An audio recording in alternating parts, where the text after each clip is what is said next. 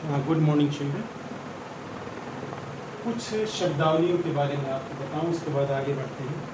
जैसे atomic number, परमाणु क्रमांक, एटॉमिक नंबर, परमाणु क्रमांक, परमाणु क्रमांक। तो एटॉमिक नंबर या परमाणु क्रमांक का मतलब total number of protons present inside the nucleus of an atom. किसी परमाणु के नाभिक में उपस्थित प्रोटॉनों की कुल संख्या ही क्या कहलाती है? परमाणु क्रमांक। बस याद रखिए, प्रोटॉनों की संख्या क्या कहलाती है? परमाणु क्रमांक कहलाती है। और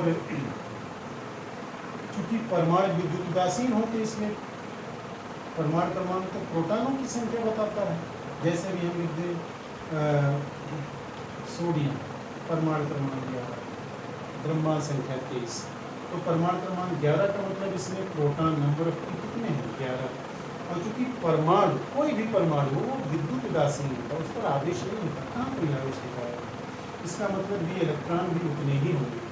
ये तभी संभव है जब प्रोटॉन और इलेक्ट्रॉन की संख्या बराबर हो। इसके बाद दूसरा शब्द आता है द्रव्यमान संख्या, मास नंबर। मास नंबर, द्रव्यमान संख्या, द्रव्यमान संख्या या मास नंबर। द्रव्यमान संख्या का मतलब न्यूट्रॉनों तथा प्रोटॉनों का योग। एक कोई परमाणु है, उसमें न्यूट्रॉन और प्रोटॉन मिला करके उनका योग कितना है, उसी संख्या को आप द्रव्यमान संख्या कहते हैं। क्या कहते हैं? द्रव्यमान संख्या कहते हैं। एक होता है परमाणु भार, परमाणु भार, परमाणु भार। अक्सर हम लोग द्रव्यमान संख्या और परमाणु भार को एक ही समझते हैं, क्योंकि दोनों की वैल्यू अप्रॉक्सीमेटली सेम ही होती है, लेकिन दोनों में अंतर। परमाणु भार का मतलब, यहाँ पर देखिए, परमाणु भार को डिफाइन करने के लिए कार्बन का एक समस्थानिक होता है कार्बन 12। कार्बन के 3 समस्थानिक हैं, कार्बन 12, कार्बन 13, कार्बन 14। सबका एटॉमिक नंबर 6, द्रव्यमान संख्या 1 की 12, 1 की 13, 1 की 14। तो इसमें ये वाला लिया गया है। तो कार्बन 12 है, तो कार्बन 12 के 1/12 में भाग से, ये कार्बन 12 का ये परमाणु है ना, तो इसका जितना भी द्रव्यमान होगा उसका पूरा नहीं, बल्कि उसका 1/12। तो परमाणु भार का मतलब कि कोई तत्व, कोई परमाणु, परमाणु भार का मतलब कोई परमाणु कार्बन 12 के 1/12वें भाग से, कार्बन 12 के 1/12वें भाग से कितना गुना भारी है, कितना गुना भारी, वो उसका परमाणु भार कहलाता है। जैसे मैग्नीशियम का परमाणु भार 24 पॉइंट समथिंग है, 24 है। तो इसका मतलब क्या हुआ कि मैग्नीशियम का जो एक परमाणु है वो कार्बन 12 के 1/12वें भाग से कितना गुना भारी है? 24 गुना भारी है। तो ये परमाणु भार है। दोनों में अंतर दूसरा क्या है? द्रव्यमान संख्या, चूंकि न्यूट्रॉन प्रोटॉन का योग होता है, इसलिए हमेशा पूर्णांक होगा। न्यूट्रॉन प्रोटॉन की संख्या द्रव्यमान संख्या कहते हैं। तो द्रव्यमान संख्या, मास नंबर, हमेशा क्या होती है? पूर्णांक होती है, होल नंबर होती है।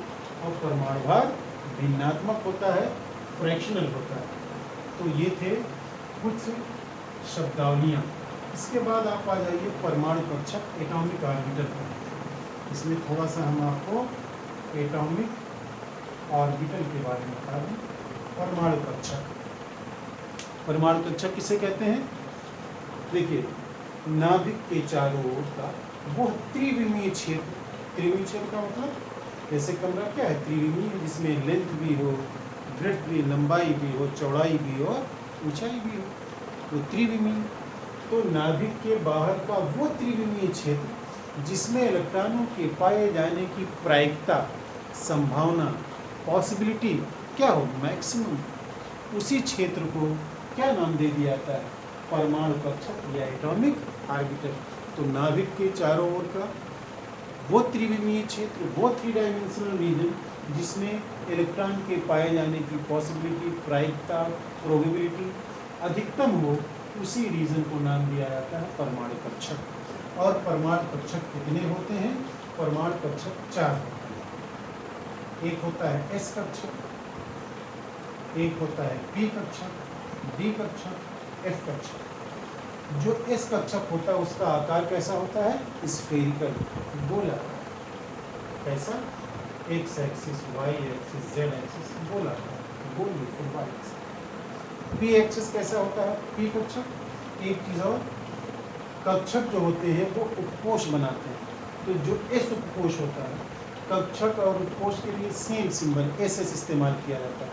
जैसे एस कक्षक या एस उपकोष, तो जो एस उपकोष होता है उसमें एक ही कक्षक होता है। अब ये पी कक्षक, पी कक्षक का आकार कैसा होता है? डंबलाकार, डंबल जैसा। और ये होती है तीन, एक है पी एक्स, एक है पी वाई, एक है पी जेड।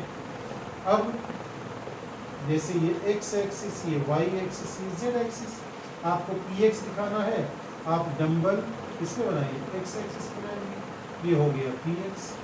आपको पी वाई बनाना है, ये वाई है, तो वाई एक्सिस पे डंबल बना दीजिए, पी वाई होगी। पी जेड मतलब जेड एक्सिस पे बना दीजिए, तो पी जेड होगी। तो ये तीन जो पी कक्षक हैं, ये तीनों पी कक्षक पी उपकोष सबशेल का निर्माण करते हैं। पी कक्षक मिलके किसका? तीन पी कक्षक मिलके किसका निर्माण करते हैं? पी उपकोष का। ऐसे ही जो डी कक्षक हैं, कितने होते हैं? 5। नाम है D X Y, D X Z, D X Z, D Y Z, D X square minus Y square और डी जेड स्क्वायर। ये 5 होते हैं। और ये डबल डंबल, द्विडंबलाकार, मतलब इस तरह इनका शेप होता है, डबल डंबल। और एफ का आकार तो काफ़ी जटिल है। तो 5 ये डी कक्षक हैं, ये 5 डी कक्षक मिलकर के डी उपकोष का निर्माण करते हैं। तो अगर हम आपसे पूछें कि डी उपकोष में कितने कक्षक? 5। तो आप ऐसे याद रखिए, एस, पी, डी और एफ, ये उपकोष हैं, ये उपकोष हैं। नीचे लिख दे रहे कक्षक, इसमें उपकोष में 1 कक्षक, पी उपकोष में 3 कक्षक, डी में 5, एफ में 7 कक्षक होते हैं। और याद रखिए, किसी भी कक्षक में, चाहे वो एस कक्षक हो, पी कक्षक हो, डी कक्षक हो, एफ कक्षक हो, किसी में भी इलेक्ट्रॉनों की संख्या कितनी हो सकती है? मैक्सिमम वो 2 इलेक्ट्रॉन एक्युमुलेट कर सकता है कोई भी कक्षक। जैसे एस कक्षक में 2, ये एस उपकोष में एक ही कक्षक होता है ना, तो एक कक्षक में 2, इसका मतलब एस उपकोष में अधिकतम 2 इलेक्ट्रॉन।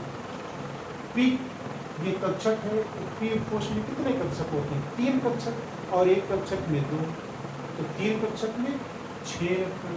ऐसे डी में 5 कक्षक और एक कक्षक में 2 इलेक्ट्रॉन, इसका मतलब डी उपकोष में कुल 10 इलेक्ट्रॉन, एफ उपकोष में कुल 14 इलेक्ट्रॉन।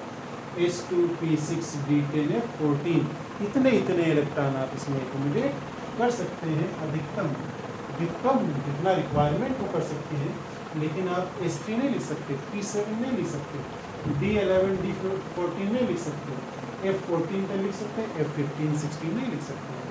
तो ये इलेक्ट्रॉनों की इनके पास रखने की अधिकतम क्षमता हुई। इसके बाद